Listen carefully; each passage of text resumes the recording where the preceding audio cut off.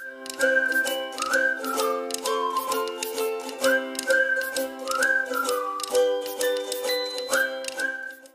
वालेकुम everyone, welcome to GTS academy. My name is Ayesha Saeed, I am your English teacher.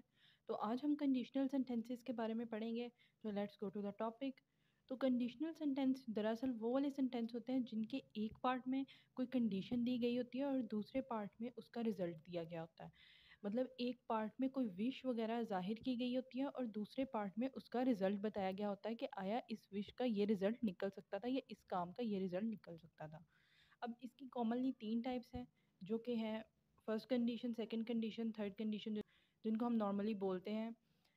तो जो first condition है ये रियल और पॉसिबल सिचुएशंस ऑफ फ्यूचर के साथ को डिस्क्राइब करती हैं।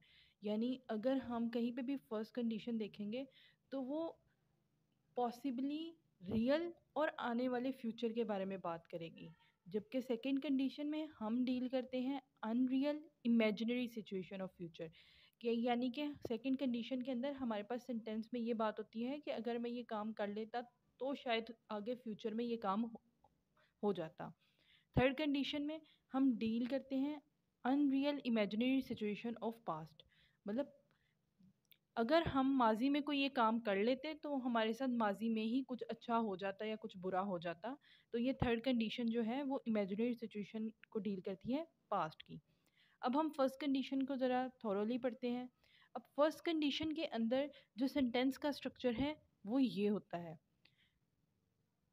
इफ़ प्लस सब्जेक्ट, उस पहले पार्ट के अंदर प्रेजेंट सेंटेंस, दूसरे पार्ट के अंदर सब्जेक्ट विल शैल और वर्ब की फर्स्ट फॉर्म यानी कि फ्यूचर सेंटेंस। यानी कि सेंटेंस के फर्स्ट पार्ट में प्रेजेंट इंडेफिनिट टेंस होगा और सेंटेंस के दूसरे पार्ट में फ्यूचर इंडेफिनिट टेंस होगा। जैसे एग्जांपल के तौर पे, if he win the lottery I will buy a house. If I win the lottery I will buy a house. यानी कि अगर मैं लॉटरी जीत जाऊं तो मैं आने वाले फ्यूचर में एक घर ख़रीद लूँगा। यानी कि ये रियल और पॉसिबल सिचुएशन है कि अगर मैं, क्योंकि पॉसिबिलिटी तो है कि वो लॉटरी जीतेगा, तो अगर मैं लॉटरी जीत जाऊं तो मैं घर ख़रीद लूँगा। दूसरे एग्जाम्पल पे चलते हैं, if he works hard he will get the promotion. Work hard work कर सकता है, he will get the promotion, तो उसको वाकई ही में फ्यूचर में प्रमोशन मिल जाएगी। यानी कि ये जो फर्स्ट कंडीशन है ये रियल और पॉसिबल सिचुएशन ऑफ फ्यूचर को डिस्क्राइब करती है। अब यहाँ पे मैं अगर सेंटेंस के स्ट्रक्चर की बात करूँ कि अगर आपको एमडी कैट के हवाले से अगर आपको कहीं पे भी वर्ब के की फर्स्ट फॉर्म के साथ एस या ई एस नज़र आए और उसके साथ कोमा हो तो अगले पार्ट में विल शैल आएगा और फर्स्ट फॉर्म ऑफ वर्ब यानी फ्यूचर इंडेफिनिट टेंस आएगा। यानी कि अगर प्रेजेंट इंडेफिनिट टेंस हो तो सेंटेंस के अगले पार्ट में फ्यूचर इंडेफिनिट टेंस आएगा। अब हम कंडीशन 2 की तरफ चलते हैं, यानी सेकंड कंडीशन। स्ट्रक्चर है इफ़ प्लस सब्जेक्ट, वर्ब की second form, comma subject, would plus V1। अब यहाँ पे वुड के साथ हमारे पास कुड और माइट भी आ सकता है। यानी कि अगर हमारे पास सेंटेंस के पहले पार्ट के अंदर पास्ट इंडेफिनेट हो तो हमारे पास जो है वो मॉडल वर्ब की सेकंड फॉर्म के साथ फर्स्ट फॉर्म ऑफ वर्ब आएगी। एग्जाम्पल्स की तरफ चलते हैं, if I won lottery I would buy a house. यहाँ पे बात की गई है कि अगर मैं लॉटरी जीत जाता तो मैं एक घर ख़रीद लेता। मतलब अगर मैं तब लॉटरी जीत जाता तो मैं आने वाले फ्यूचर में एक घर ख़रीद लेता। यानी कि ये इमेजिनरी सिचुएशन है फ्यूचर की। इफ़ आई वर्कड हार्ड, अगर मैं ज़्यादा काम कर लेता, I would get the promotion, तो मुझे आने वाले फ्यूचर में प्रमोशन मिल जाती। उम्मीद करती हूँ आपको ये समझ आया होगा। अब थर्ड कंडीशन की तरफ चलते हैं। तो थर्ड कंडीशन में सेंटेंस का स्ट्रक्चर होगा कि सेंटेंस के पहले पार्ट में if plus subject plus had plus V3 और सब्जेक्ट और सेंटेंस के दूसरे पार्ट के अंदर subject would have plus verb की थर्ड फॉर्म। यानी कि पास्ट परफेक्ट पहले हिस्से में होगा और दूसरे हिस्से में would have plus we three होगी, और ये पास्ट की इमेजिनरी सिचुएशन को बताएगी। जैसे एग्जांपल में हम जाते हैं, if I had won the lottery, कि अगर मैंने लॉटरी जीत ली होती, I would have bought a house, तो मैंने एक घर खरीद लिया होता। यानी ये पास्ट विश है कि वो पास्ट की बात कर रहा है कि हाँ मैंने तब लॉटरी खरीदी थी, और अगर मैंने तब जीत ली होती तो मेरे पास आज अपना घर होता।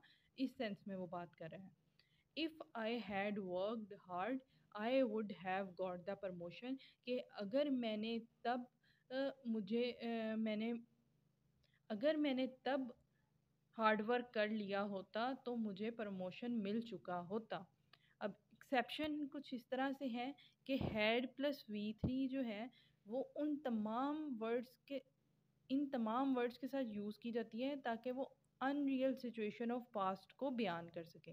यानी कि पास्ट के जितने भी अनरियल सिचुएशन हैं उनको बयान करने के लिए हम हैड के साथ वी थ्री यूज़ कर सकते हैं, मगर उनसे पहले वर्ड कौन से आने चाहिए? If, as though, as if, I wish, we wish, if only. अगर ये वर्ड्स आएँ और इनके साथ किसी पास्ट की विश का ज़िक्र हो या पास्ट की इमेजिनरी सिचुएशन का ज़िक्र हो, तो हम उसके सब्जेक्ट के साथ हैड और वी थ्री का यूज़ करेंगे। यानी कि ये अकेला हैड प्लस वी थ्री भी हमारे पास जो है वो पास्ट की अनरियल सिचुएशन यानी इमेजिनरी या विशिंग सिचुएशन को बयान करता है। तो हमने बात कर ली है कि हम पास्ट की और फ्यूचर की इमेजिनरी सिचुएशंस को किस तरह बयान कर सकते हैं, पर हम प्रेजेंट की इमेजिनरी सिचुएशन को किस तरह बयान करेंगे, अब मैं आपको उसके बारे में बताती हूँ। अगर हमारे पास सेंटेंस के फर्स्ट पार्ट में अगर हमारे पास सेंटेंस के फर्स्ट पार्ट में if, as if, as though, as wish, we wish और इफ़ ओनली हो, और हम इससे प्रेजेंट की कोई सिचुएशन इमेजिनरी सिचुएशन को बयान करने लगे, तो हमारे पास सेकंड पार्ट के अंदर सब्जेक्ट प्लस वर्ब की सेकंड फॉर्म या सब्जेक्ट प्लस वर्ड, यानी कि पास्ट इंडेफिनिट का टेंस आएगा और हम उससे अपनी प्रेजेंट की जो है वो इमेजिनरी सिचुएशन को बयान कर देंगे। अब एग्जांपल देखते हैं। He talks as if he knew everything about the world.